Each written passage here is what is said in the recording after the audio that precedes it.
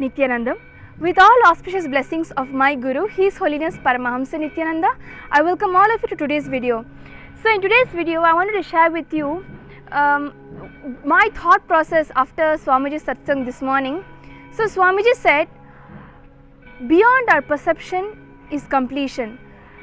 Only when we see beyond our perception, that is completion. So he said, perception includes the five senses and also whatever information we are processing from whatever that's happening around us. So first off, the moment I heard that, I was a little bit shocked, because when I was studying in school, we have always told that the five senses is one thing, but then like receiving information, perception was like the level 2 of that subject.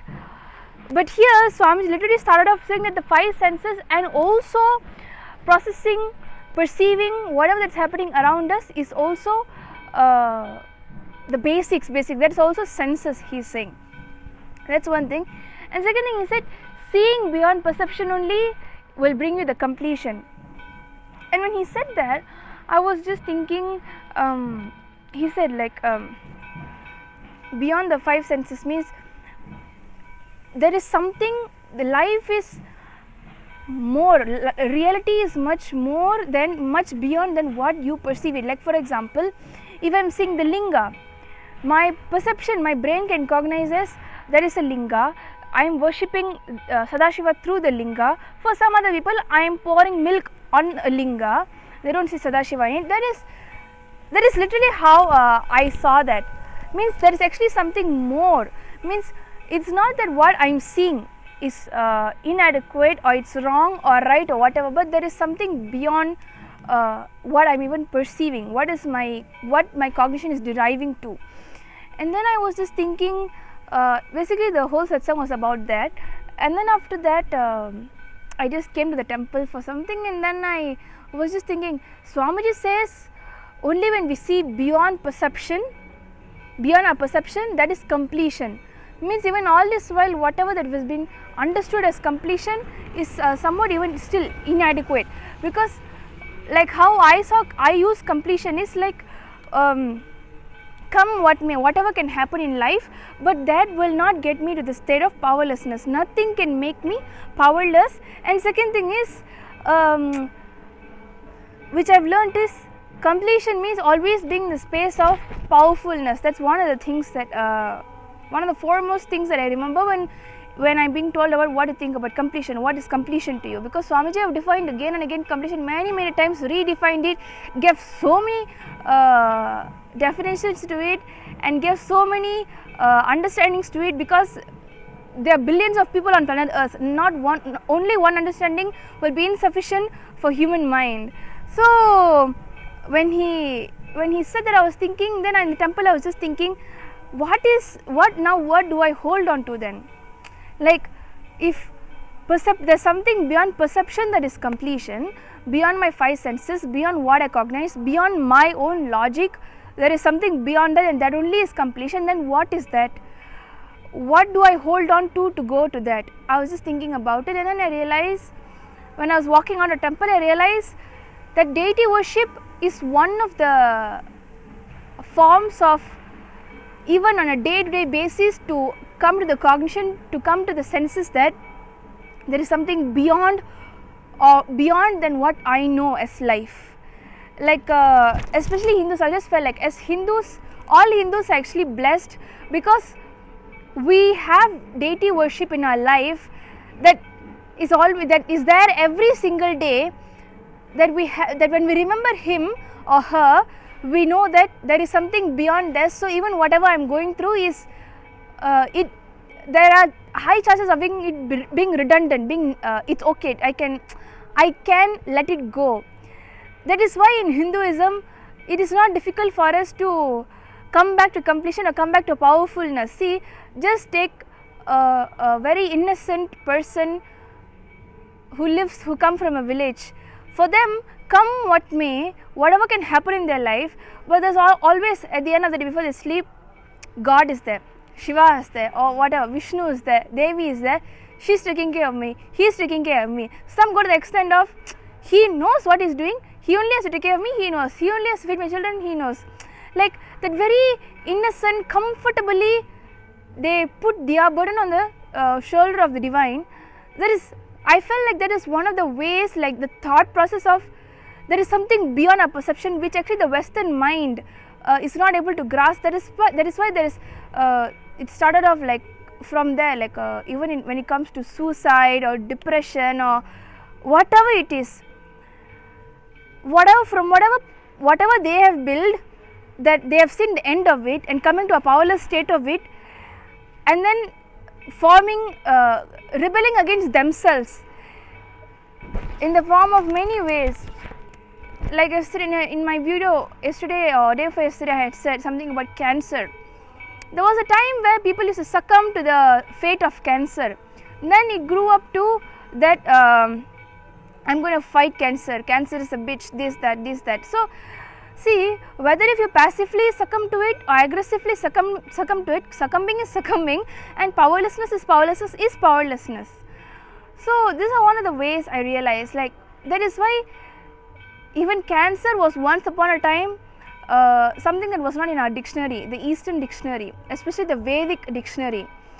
It has never been there, and so when I was just talking to the Murti, I was actually in the temple, and I was just thinking like, see, Swamiji said this, and so what actually is this? What do I hold on to go to that beyond the perception and see that, and basically go beyond the perception? What do I see? Because whenever any powerlessness hits, or whenever any incident hits, or even if anything that I want to do, and whatever it is, this point of logic, perception, everything comes, of course.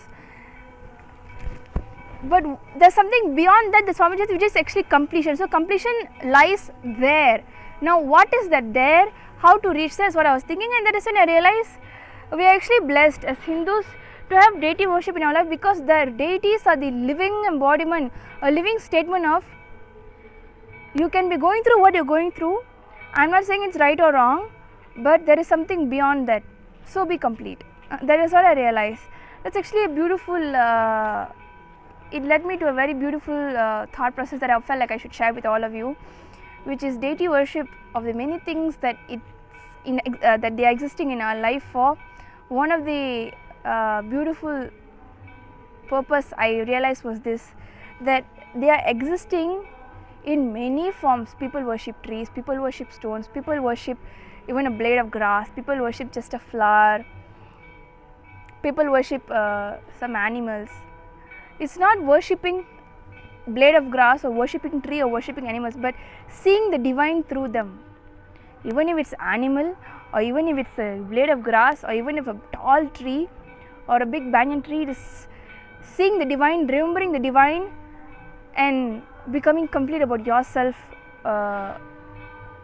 just by living in that breathing space, in that cognition that the deity worship is the very embodiment, the statement of there is something beyond your perception, which is beyond your five senses, beyond what you see, what you hear, what you feel, but also beyond what you perceive as life.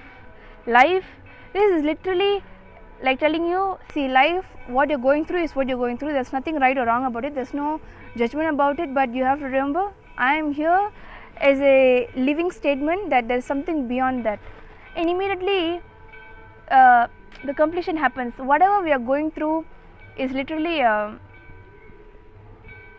the pain becomes redundant. You still have to handle the situation, but the pain is redundant, and it goes away, disintegrates itself. So I wanted to share all of this thing with all of you. You can definitely leave your comments below of what you think about this. That said, I wanted to invite all of you to Inner Awakening, because Inner Awakening is where Swamiji makes you experientially experience deities in the form of worship, experience divine in the form of deity worship, experience divine, experience your highest reflection in the form of deity worship at Inner Awakening, where you'll be taught and be brought like very beautifully handheld into deity worship, its significance. And not only that, you will definitely experience divine in deity worship. So with that, I would like to invite all of you to Inner Awakening. Please go to the Inner Awakening website, and you can find out how to register yourself. And above all, with deity worship, manifestation of powers happen. Unlike to what the common mind world says, that if you only awaken your midbrain, third eye is awakened, or whatever crap they have to say. But as per the Agama, Sadashiva is very clear. Deity worship is one of the foremost requirement. There is a reason, there is a context behind it, which I would like to share with you in the next video. To manifest powers effortlessly, without you becoming incomplete, you having insecurity or anxieties, adding on to the list of insecurity and anxieties that you already have about your life. Manifesting powers to make it effortless for you, deity worship is one of the foremost requirement, because that's when you lose you, and just through remembrance of the deity, you express him through you, or him or her, whomever. So with that, I want to invite you to Inner Awakening, because Inner Awakening is literally where Swamiji handholds everyone who comes and explains about deity worship, makes you beautifully show you how to perform the worship with context. Every single mantra uttered, every single action has a context, has a reason. So all that will be actually thoroughly explained to you at Inner Awakening, and you will see the manifestation of deity worship here is not only peace or bliss or the load taken off your shoulders, but also manifestation of powers, where you lose yourself in him and he will just flow through you as powers. So until then, see you next time. If you have any questions, please do write to me at mapurna@nityananda.org. My email is down below in the description, and also the Inner Awakening website, innerawakening.org. If you don't know about Swamiji, please go to nityananda.org, and also Swamiji's YouTube videos. Every day Swamiji's satsangs are getting uploaded on the YouTube channel. And if you want to know more about deity worship or manifestation of powers, please go to the YouTube channel. Type Nityananda on the search engine. In fact, all these links that I am mentioning are down there in the description. Please go to them, and I hope to see you here soon. Thank you, Nityananda.